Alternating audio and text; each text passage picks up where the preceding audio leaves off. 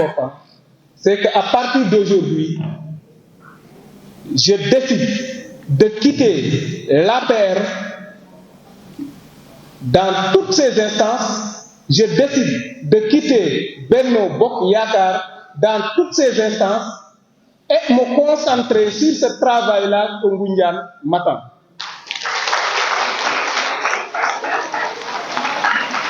La jeunesse, je suis contre. Donc mbokk yi li ñuy wax rek mooy bés ni ci tey dajeeti nañ di fàttali rek liñ ci daje woon heure bii daaw loolu bu ñu gisee ne dañ ko war a yeesalaat c'est parce que dañu gis ne élection yi ñu waroon dem muy élection locale 2027 la naroon a am waaye nag 2027 dafa am li xew ci réew mi muy nguur gu bees dafa ñëw te nguur gu bees googu ñëw amuñu majorité assemblée nationale.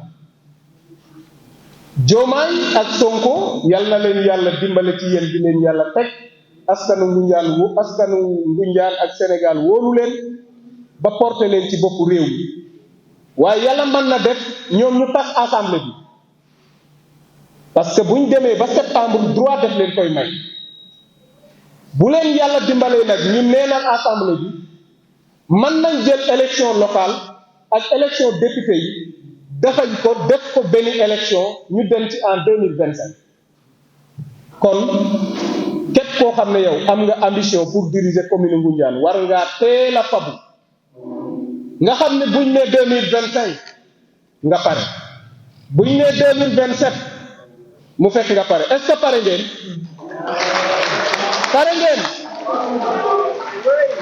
est-ce que pare ngeen waaw man day pare na alors ci loolu nag dañu wax ne loolu mooy premier constat bu ñu def au niveau national beneen affaire bi mooy dañu gis ne commune Ngoundiane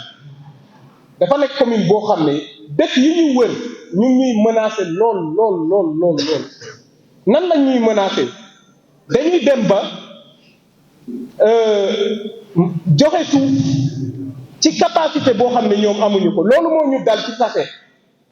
commune Tassette ba ñu jox tubaab bi seen toolu xaal boobu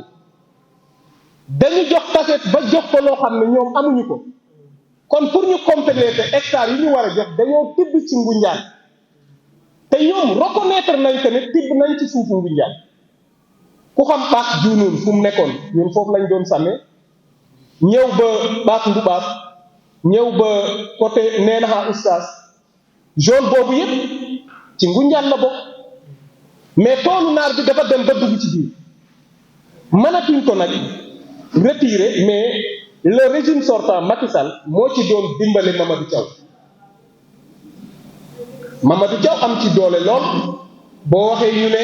waaw tool boo xam ne day gën a njëriñ ñu delloowaat tool bi fee ñu wàññi hectares yi mais bu fekkente ne da nga maye ba may alalu jàmbur duñ ko nangu gars yi boo mayee loo moomul duñ ko nangu am na li Sonko waxoon de lan la waxoon ku guux di nga ku guux Tassette dafa war a goxi suñu suuf te incha allah bu ñu yàlla falee ci boppu Ngoundiane billahi wallahi wa taalahi dinañ ko nangu loolu aw na ci sikki sàkka beneen affaire bi commune Ngoundiane dañoo ne du jaay suuf loolu moo fi am mosuma gis kenn ku ko def waaye am na ñoo xam ne ba léegi dañuy utiliser ay tax fekk la nga moom sa tool ñu ne waa waxtaan nañ ak famille bi d'accord nañ jënd nañ seen suuf fii 20 hectares diggante Xombol ak Fourwa yéen xam ngeen ne diggante Xombol ak Fourwa toolu arrosé mbay xëju fa gars yi dañu bëgg loo xam ne rek dañuy tij mu tàng ñu teg ci suuf ba mu set ñu doog a morcelé di jaay di lekk te defe naa loolu régime bii fi nekk day bañ jëlee Thiès am na liñ fa wone de bañ jëlee Thiès Mbour 4 am na ñu goxi de te bu ñu yam la dimbale ñu gañ du ma wax sax di jar parce que nit looy wax te ñeme woo ko boo yeboo bàyyi ko député Bara Dolly dafa am suuf su bari diggante Xombol ak Xurwa Xombol suufam jeex na kooku lan la bëgg dem ba ñu ne suuf léegi Xombol xat na mu morcelé suuf si mu nekk ay 100 parcelles wala 200 parcelles mu toog ko jaay kooku loolu la ñu jekk nañ ko bañ nag fuñ ko war a bañ ñi nekk ci bureau conseil municipal yépp lii may wax dinañ ko dugal dans les réseaux sociaux dinañ ko dégg bu dee li may wax ay fen la xam nañ bu dee li may wax dégg la xam nañ foofu laa ko jëkk a bañee avant ñu egg kon dafa nekk loo xam ne dafa nekk sama xol alors loolu mooy wàllu suuf si beneen wàll yi mooy mbiru carrière yi yaa xay si carrière Ngoundiane sonal nañ ñu de sonal nañu lool mu am yoo xam ne dafa mos a nekk sama combat yoon yi nga xam ne dañ ko doon jële fii di dem Ngaleen wala Mbusnaax yoon yëpp yéen ñi xamul yoon yi jëf yëpp fat nañ lépp yoon wu jëkkoon jaar Naxan fat nañ ko bi jaaroon fii jaar Dalagaas jaar Ngam Babou Dia fat nañ ko bi jaar ni teggi jaar dépôt lay jaar bi Bass Diouf ñu ngi menacé pour fat ko je vous parle de ma commune dama xam Ngoundiane xam frontière Ngoundiane loolu nag waxuma bu ñu soxlaa meññeenteef li nekk ci biir suuf si duñ ko jël waxuma loolu mais buñ koy jël ngir yàlla Ngoundiane moo tabax Sénégal Ngoundiane tali autoroute yoo fi gis Ngoundiane a ko defar waxuma rang-rang yi ñu defal baaxut parce que amu fi woon waaye nag dañoo war a taper sur la table ñu defal ñu tali yoo xam ne même bu dee da ngay virer ay kilomètres doo ko yëg Ngoundiane est fatigué Ngoundiane dafa sonn gis nga li ngeen gis nii tey ci salle bi je sais que ça nous reste un peu salle bi fees del craqué ñu ñëw dinañ def li ñuy def ñu ngi ciy woo ñëpp nag ñu ngi ciy woo ñëpp ñu ñàkk a ñëw dinañ def li ñu war a def bés bu ñu yàlla may ñu gañ billahi wallahi tallahi dinañ xeex parce que état da ngay xeex ak moom rek homme d'affaires yi da ngay xeex ak ñoom xamuñu négocier lu tax yow pour nga ñëw jaar foog nga jaare croisement Ngoundiane dem ba buntu lay presque jaare ci carrière naar ba doog a ñëw jaar ñaata dee ci accident kenn xamul ñaata la suñu waajur bu baax bi yàlla na ko yàlla yore Baye Assane foofu la ñetti bakkanam guddi googu bu defe nga bu tali amoon diggante Mbourwaay ak Diag ak Daaru Diag jëm Mbayeen Diag jàppi poy doom dina jaar carrière ba ci ñetti bakkanam yàlla na ko yàlla yore mais yu mel noonu dafa bari ci commune bi quand je parle des choses comme ça sama xol day fees yàlla xam alors kon lu nu war a xeex mooy nekkatul ay raara baax na de waaye bu ñu tapé sur la table dinañ am tali boo xam ne dafa jógee Ngoundiane tey dugg Mbourwaay jóge Mbourwaay dugg Diag jóge Diag jal Kam Diag jóge Kam Diag jal Mbayeen Diag jóge Mbayeen Diag jàpp commune Ndiaganiao loolu mën na ko loolu yàlla mën na ko nguur gi mën na ko ñun incha allah bu ñu falee mën nañ ko négocier comme enjeu yi foofu la loolu moo nekk enjeu yi ma bëgg combat bii ma nekk sama benn carte teg laa yor amaana je suis très démocrate mais sama jabar bu bëggoon voter tey par exemple ki ma gën a yem ci candidat yi mën naa ko ne voter mais dama bëgg élection yi ñu jëm xool leen ci gën a arranger population bi en terme de projet lii ma jokki nii wax ko nekkul moo tëj suñu projet ci wàllu mbay mi ñëwaguma ci wàllu agriculture ñëwaguma ci wàllu éducation ñëwaguma ci j'avais un projet d'alphabétisation pour toutes les femmes ak troisième âge yi pour la langue locale defar naa am na document yi ma ci yoroon projet bi travaillé woon naa ci pour que jigéen ñi ak ñi nga xam ne ñooy troisième âge yi ñu jàngal leen ci alphabétisation ak cours droit parce que njàngum droit boo demee bitim réew dafa nekk loo xam ne gars yi comme fu ñuy dajale di dam yee wala di naan ataaya dañuy indi benn article ci mariage xool ku mel ni Ibra Sène Faale xam na droit mu ciy waxtaan ak nit ñi naan leen boo dóoree sa doom lii moo la ci mën a fekk article nangam moo ko wax day dem ba population bi ñëpp dañuy xam droit donte jànguñu projet yu mel noonu dans des centres comme ça je salue peut-être maire lu mu def nii ci maison des jeunes yi rafet na baax na waaye nag programme yi ko war a animer te mu am njëriñ dañ ko war a gën a renforcer kon donc bugguma guddal ci waxtaan wi incha allahu rabbi dinañ initier ay tournée ci vacances yi penc mu nekk Sénégal penc bu nekk Ngoundiane dinañ fa dem li nekk suñu programme dinañ ko wax ci askan wi fa may mujjee nag ngeen dimbale ma rek ma remercier parce que woote ñu wuyu si la yomb te yàlla bu ma ko baaxee dama ciy sant yàlla sant ñaari waajur yi waaye sant dëkkandoo Ngoundiane yépp rawatina jaag 1 jaag 2 kam jaag daaru jaag Kounoune Ñooñol fii sel mënuma lay Mburuwaay croisement Ngoundiane ak ñaax ak càngaay Ngoundiane Pey xurwa sama dëkku nijaay waa Marnaan gis naa leen ñi nga xam ne ñoo indi solution ci wàllu ndox mi forage bi yéex nañ ko gas Marnaan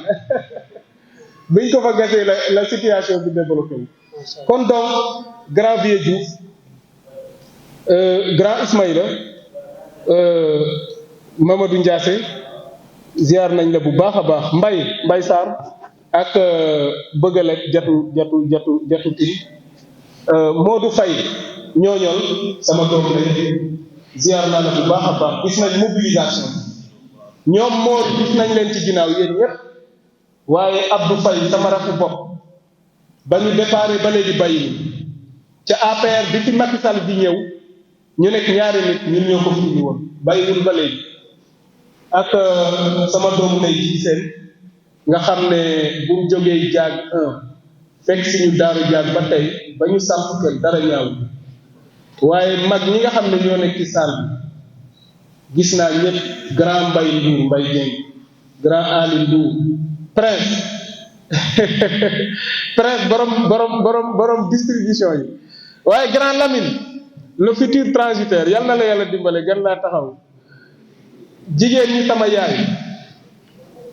yaa marem defe naa bi nga gijee solu gent yu mel nii yàgg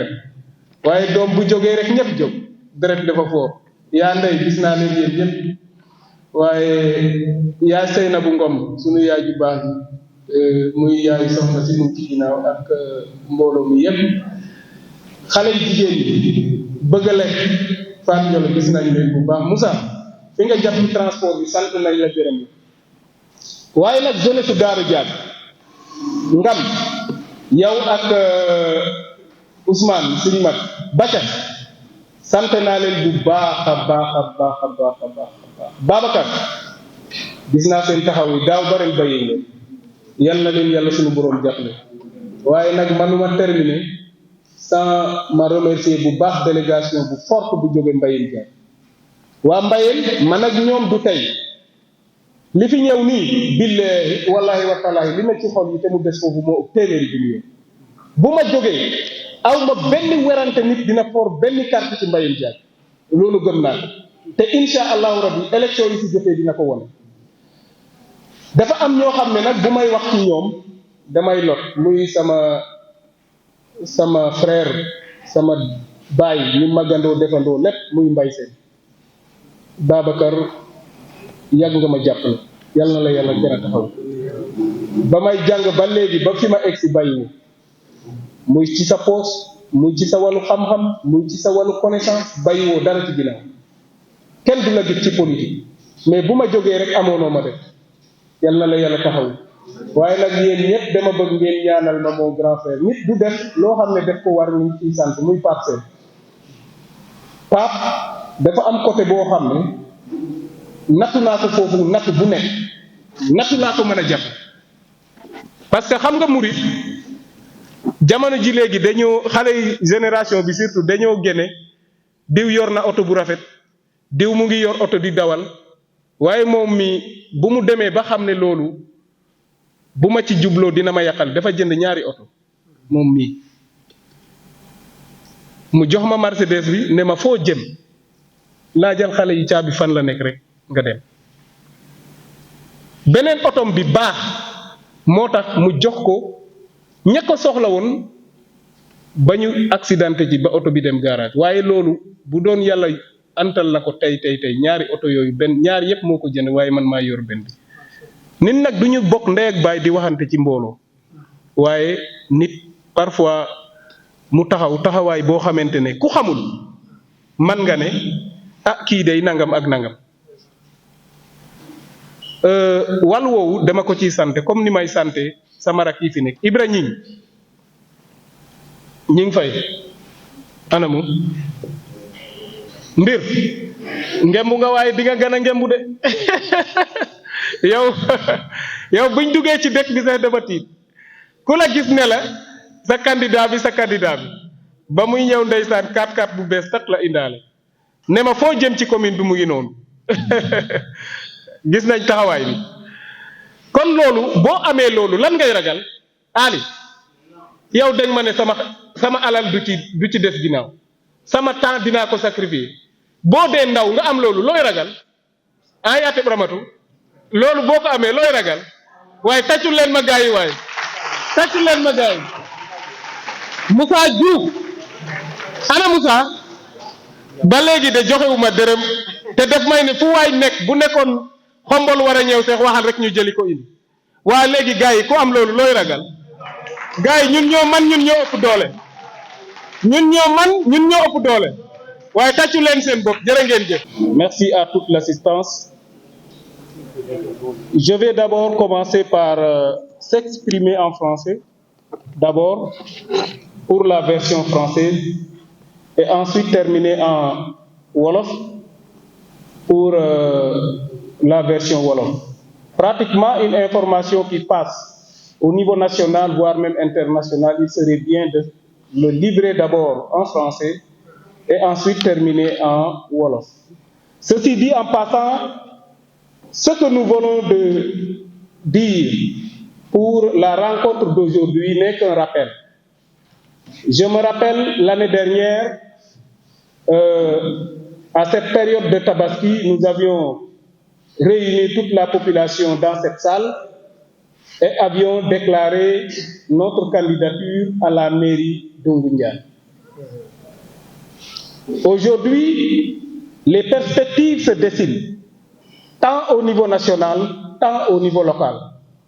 Ceci nous donne largement le droit et la réflexion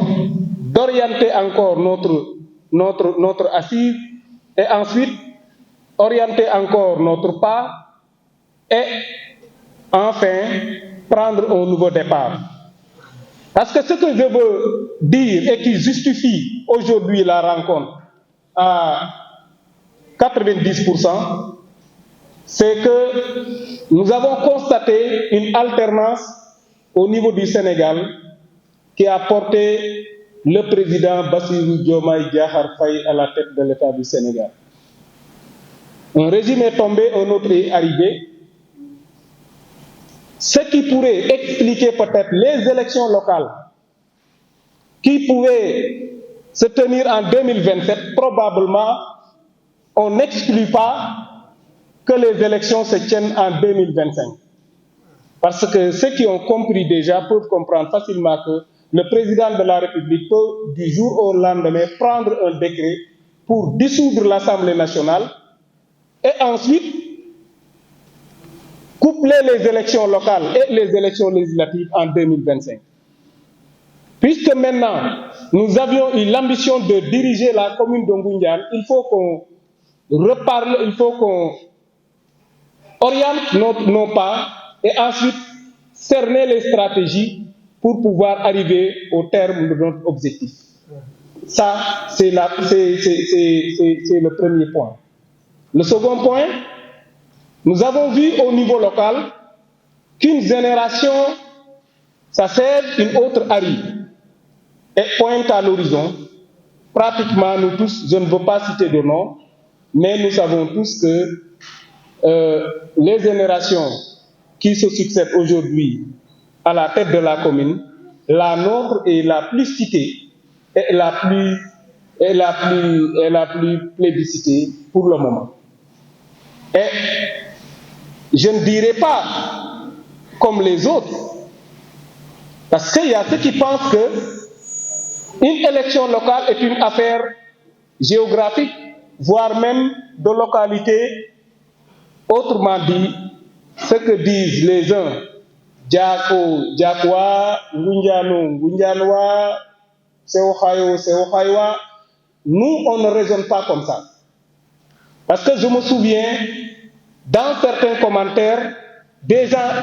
ont même allé jusqu'à dire que le maire, peut-être Mbaïdion, voulait céder la mairie de Ngundian sur un plateau d'or à la jeunesse de Diane. Ça, nous avons entendu ce discours-là pendant les élections passées. Et ceci dit en passant,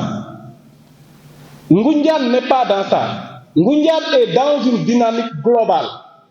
Mais la preuve, et ce qui est tangible, la jeunesse de Diack, les leaders de Diack ont toujours abattu un travail colossal, quels que soient les régimes qui se sont succédés à la tête de Ngundian. Je peux citer, si je me le permets, notre très cher grand frère, Moussa Dien, je peux citer Issa Hussein, je peux citer Ablaï Lour, je peux citer Moustapha Lour, tous ces jeunes-là habitant à Diack et pourtant qui ont toujours travaillé derrière des leaders de Ngundian Centre, comme les gens le disent, de Ngundian Pays, comme les gens le disent. Et aujourd'hui, si la nôtre est la mieux placée derrière, peut-être Mbaïdion, qui devait avoir la chance d'être soutenu par le régime sortant et qui n'est pas encore toujours fait, il est légitime que nous autres, nous prenions notre responsabilité. Et nous sommes dans ça. Aujourd'hui, je dirais que moi-même, le travail que j'ai abattu derrière le maire Mbaïdion, je ne dirais pas que personne ne l'a jamais fait, mais il serait rare de voir des gens faire un travail pareil. Nous en sommes fiers, certes, mais il arrive des fois qu'on prenne nos responsabilités pour montrer peut-être, ne serait-ce qu'une seule fois, que nous avons des candidats qui savent prendre le destin en main et qui savent, à la limite, orienter leurs idéologies par rapport aux perspectives locales. Ça, c'est le second point. L'autre chose que je veux dire est que Ngundian aujourd'hui, sur les aspects de développement, je dirais, continue toujours à souffrir. Parce que nos frontières sont toujours menacées. Ça, personne ne dira le contraire. Nous avons vu les hectares de terre octroyés par la commune de Tasset qui vont jusqu'à nous grignoter des lopins de terre dans la frontière Tasset-Ngundian et qui fait partie principalement de nos objectifs. Si une fois demain, le bon Dieu nous porte à la tête de la commune, ça c'est notre combat principal. On va remonter les frontières de Ngundian, les limites de Tasset, on va les récupérer et Inch'Allah Rabbi, on va le mettre au profit de Ngundian. Parce que ce qui existe, c'est que le régime sortant, Macky Sall, avait toujours soutenu Mamadou Tchaou, qui était son candidat, pour qu'il grignote nos terres, pour qu'il nous arrache ce qui nous appartient de droit, et ensuite, je ne sais pas, par la complicité de l'État central, mais je dirais que des efforts qui sont toujours en train d'être menés sont toujours vains. Alors, sur l'autre aspect, nous avons vu au niveau de la commune de Ngundian que le fait de céder des terres par bail ou bien par, en tout cas par cession au niveau de la mairie, la commune de Ngundian ne l'accepte toujours pas. qu'est-ce que nous avons constaté? Il y a toujours des gens par quelle magie obtiennent des terres, qui achètent des terres dans la frontière Khombol-Kourwa à usage agricole, ce qui est faux. Parce que dans la commune de Ngoundiane, entre Kourwa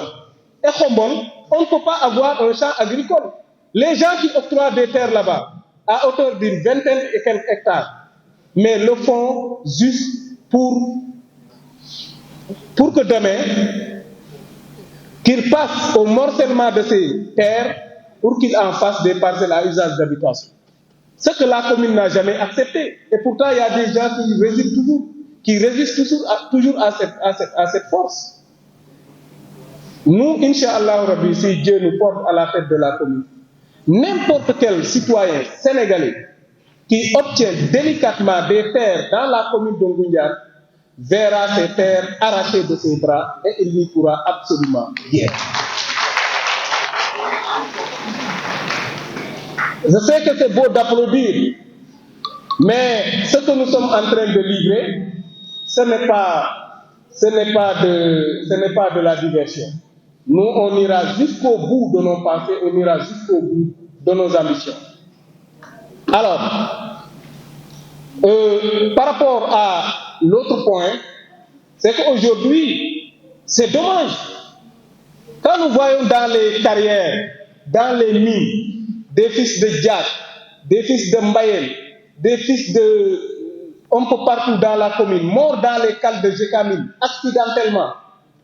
Et pourtant, jusqu'à présent, par faute de moyens, ces gens-là ne peuvent pas payer un avocat pour protéger leur famille. Ces gens-là voient toujours leur famille dans la galère. Et pourtant, ils sont morts dans des accidents de travail. Je ne veux pas citer de noms, mais ça existe dans la commune de Ngoundiane. Inch'Allah, si Dieu nous porte à la tête de la commune de Ngoundiane, ça c'est un projet phare. On va restituer tous ces dossiers-là. On va en travailler sérieusement pour que les gens qui sont victimes d'accidents dans les carrières soient récompensés à hauteur des risques de leur travail. Parce que nous avons connu des gens, nous avons connu beaucoup de pertes en termes de vie humaine. Et à cela s'ajoute des travailleurs sont menacés de licenciement sans droit au niveau de Jekamine, au niveau même de certaines entreprises. Il y a des mouvements d'humeur dans les autres sociétés. Il faut que, à la limite, un dialogue sincère entre les autorités locales et les multinationales qui se sont installées dans la commune de Ngoundiane. Ça, je tenais à dire cela devant toute la population. Et enfin, de terminer sur un point qui me semble très important, c'est qu'à partir d'aujourd'hui, je décide de quitter l'APR dans toutes ses instances. Je décide de quitter Benno Bokk Yakaar dans toutes ses instances et me concentrer sur ce travail-là que Ngoundiane m'attend.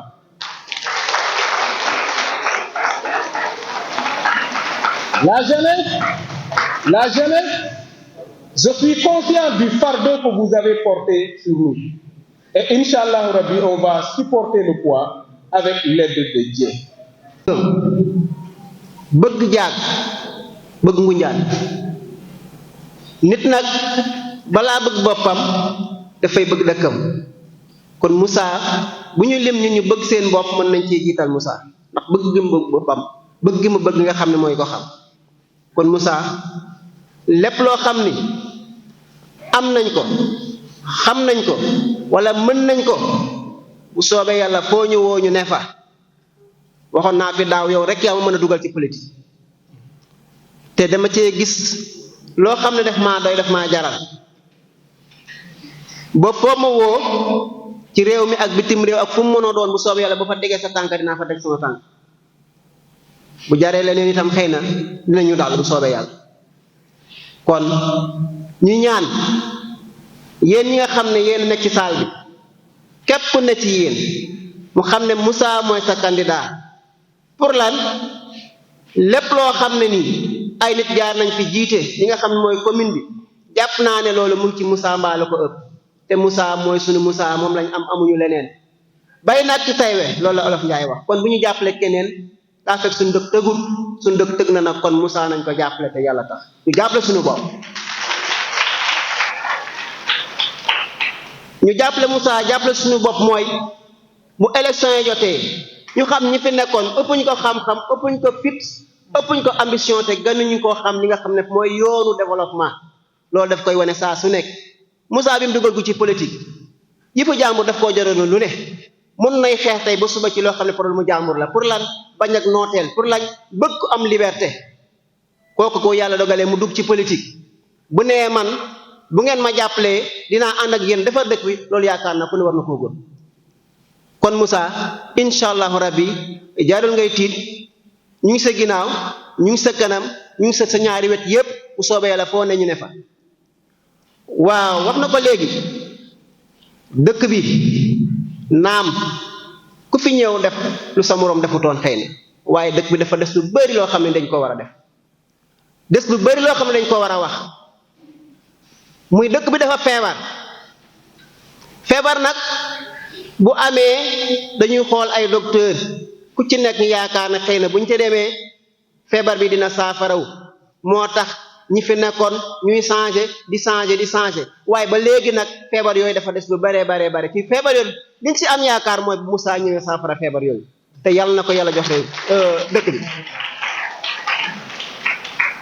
juñu na ko léegi xooleen Ngoundiane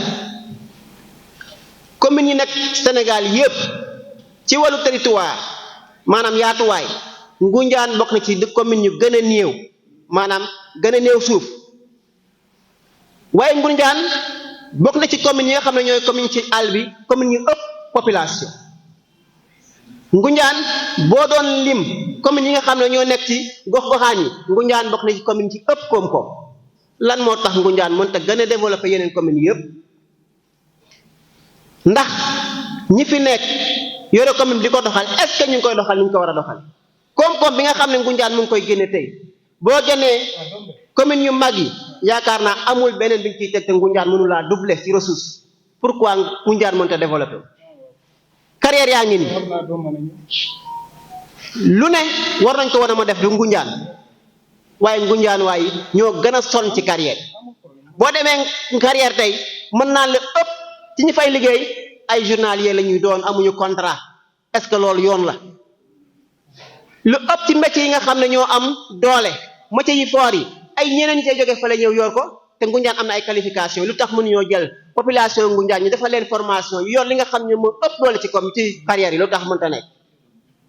commune yu bëree ngi ni am ressources yoo xam ne Ngoundiane amu ko duñ fay ndox duñ fay courant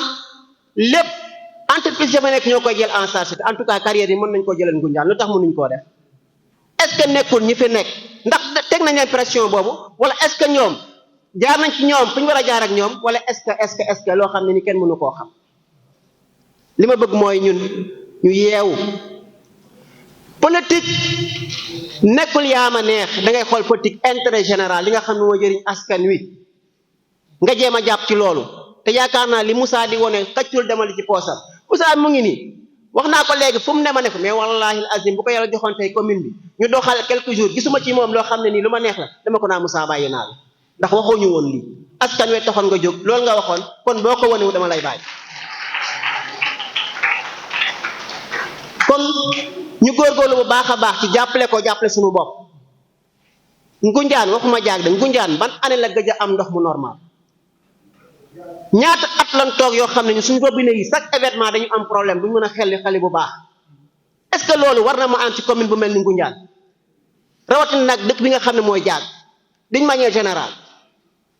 dangay ñëw bëgg a sangu ubbi robinet lu mat 1 heure de temps wala 2 heures de temps pour am ndox moo sangoo ndax loolu yoon la ci Ngoundiane laa wax ak lu bari loo xam ne ni mu ngi fi nekk ay jafe-jafe ñu war koo saafara loolu yaakaar naa li ko mën a saafara man li ma jàpp mooy Moussa Sène moo ko mën a saafara kon nañ ko jàppale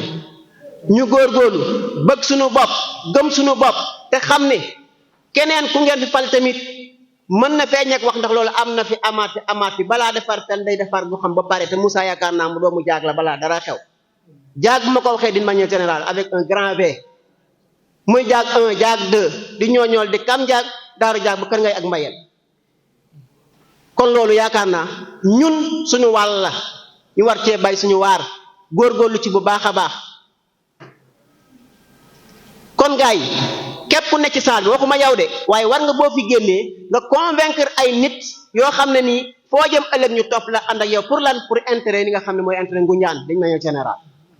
kon nu góorgóorlu bu baax a baax jàppale Moussa jàppale suñu bopp bëgg suñu bopp te bañ tamit ku ñu jàpp ak njaam ak wala nooteel